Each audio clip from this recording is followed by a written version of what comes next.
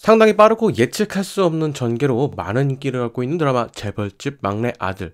자, 드라마를 보다 보니까 이 드라마에서 가장 중요한 것은 진도준이 순양그룹을 상속받는 것이 아니라 사려고 하는 것에 대한 이야기다라는 생각이 들었습니다.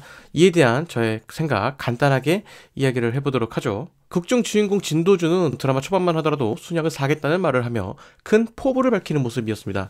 하지만 그것이 어렵다는 것을 깨달음과 동시에 할아버지인 진양철 회장과의 관계가 좋아지면서 자신이 상속받을 가능성이 높아졌다고 판단했던 것으로 보입니다. 그리하여 진도준은 어느 순간부터 순양을 상속받는 것에 치우친 행보를 보이기도 했죠. 자, 그렇다면 여기서 진양철 회장이 막내 손자인 진도준에게 애정을 가지고 그에게 순양을 물려주겠다라고 한 이유는 무엇일까요? 표면적으로 느껴지는 이유는 도준이 삼남매보다 더 좋은 능력을 가지고 있다고 판단되었기 때문일 겁니다.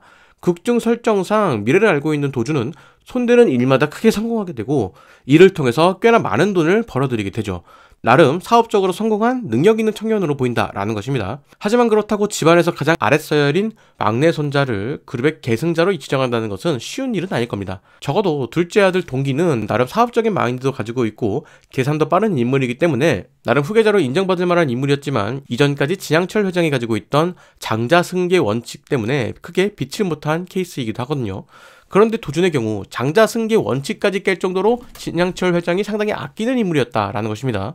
그것의 가장 큰 원인은 자신의 노고를 인정했다는 것, 그것이 아닐까 싶습니다. 진양철 회장의 입장에서 과거 자신이 어떤 과정을 거쳤고 어떤 고생을 했는지 도준은 모두 알고 있었고 더불어 자신을 존경하고 있다는 것이 느껴졌을 겁니다. 실제로 도준은 이전 현우이던 시절에 그의 자서전을 자주 읽었던 것으로 추정이 됩니다.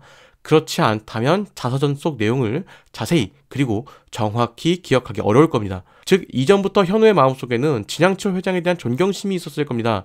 가장 큰 이유는 그의 과거가 자신과 비슷했기 때문이겠죠. 진양철 회장은 과거 정미소를 시작으로 하여서 사업을 키워가며 그룹의 회장이 되었습니다. 즉 진양철 회장과 윤현우는 비슷한 가정 환경에서 자라왔다는 것이죠. 이야기가 진행되면서 과거 현우는 가난에 대한 트라우마가 강했던 인물이고 돈에 대한 욕심이 있는 인물이었습니다. 그렇기 때문에 진양철 회장의 입장에서는 과거에 자신과 닮았다는 생각이 들었을 겁니다. 그의 진짜 배경은 잘 모르지만 그가 가지고 있는 열망들이 과거 자신이 가지고 있던 열망과 비슷하다고 생각했기 때문이겠죠. 자, 정리하면 현우이자 도준은 이전부터 진양철 회장에 대한 존경이 있었는데 그 배경에는 자신과 비슷한 환경에서 그룹 회장까지 오른 인물로서 자신도 가난에서 탈출하기 위한 돈을 버는 것에 대한 욕심이 있는 인물이기 때문이죠. 반대로 진양철 회장의 경우 과거 자신의 노력과 노고를 도준은 모두 알고 있고 인정해주며 자신을 존중하는 태도를 보였다라는 것입니다. 자, 여기서 삼남매와 도준의 태도 차이가 생기는 것이죠. 삼남매의 경우 아버지의 마음에 들어서 자신이 상속받기 위한 경쟁을 하였다면 도준의 경우 순양을 직접 사겠다라는 이야기를 했으니 말이죠. 사실 이것은 시장 경제의 기본 원리인 것입니다. 자신이 원하는 것이 있을 때는 정당한 대가를 지불하고 가져온다. 즉 도준이 순양을 사겠다는 것은 순양그룹을 일군 진양철 회장의 노고를 인정하여서 정당한 대가를 지불하였다라는 것으로도 해석이 된다라는 것이죠. 무언가를 팔려고 하는 사람의 입장에서 여러 꼼수를 통해서 할인을 받아보려는 사람과 정당한 대가를 지불하겠다는 사람 중에서 누구에게 물건을 팔겠습니까?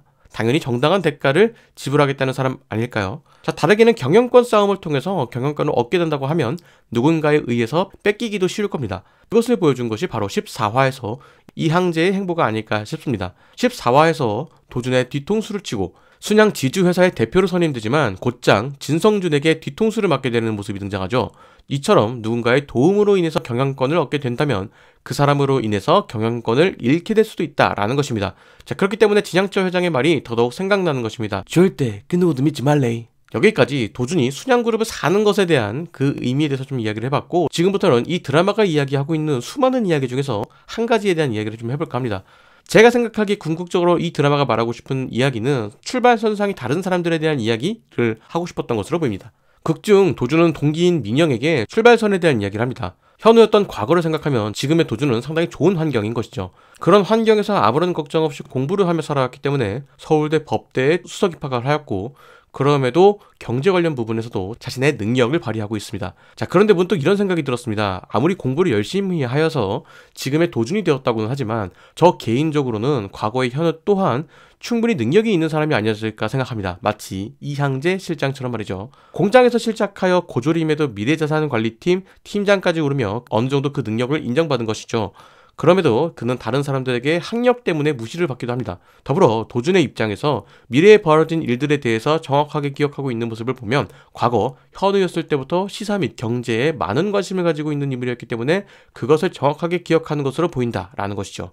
그렇게 능력이 있는 현우가 만약 가난한 집이 아닌 재벌가에서 태어났다면 지금의 도준과 비슷한 상황이었을지도 모릅니다. 그것을 보여주는 듯 14화에서는 도준과 현우가 마주한 듯한 모습이 등장하기도 하였죠. 그리고 지금 시점에서 1화를 다시 보면 진영기 회장의 모습이 과거 진양철 회장의 태도와 어느 정도 유사하다는 것이 보여집니다. 더불어 최근 회차들을 보다 보면 그 상황이 되지 않고서는 그들을 이해할 수 없다라는 이야기들이 등장하죠.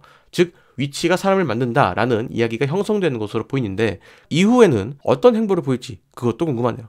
무엇보다 이번 주에 이 드라마가 끝난다는 것이 가장 아쉽게 느껴집니다. 오늘의 이야기는 여기까지입니다. 영상 재밌으셨다면 구독과 좋아요 부탁드리도록 하겠습니다. 아울러 여러분들의 멤버십 가입과 슈퍼땡스를 이용한 후원은 채널 운영에 많은 도움이 되고 있습니다. 여러분들의 많은 관심 부탁드리며 저는 다른 이야기로 돌아오도록 하겠습니다.